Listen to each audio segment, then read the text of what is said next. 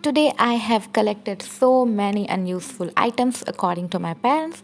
These are packaging boxes from Flipkart and Amazon. You can also pick from your home. Nowadays we all have cardboard boxes in our home thanks to online shopping.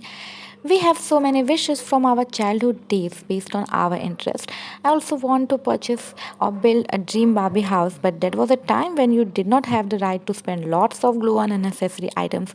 Also, you can't cut hard things in front of your family members. So, yes, I'm going to make one dollhouse using this cardboard today. Now, I'm going to make them ready to make a dollhouse. I have cut the unnecessary sides from each boxes to make them ready, and also I found one of our exam pads to make the strong base for my dollhouse to be. If you have some, you can also pick. And this is also from my old school days. You can also use it without any permission.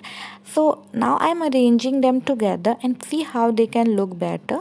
You can also arrange your cardboard boxes together and then see like how they are looking before sticking them. Okay, and after that I'm going to stick them using my glue gun. I am going to build a two-floor house only so they don't put the burden on the floor.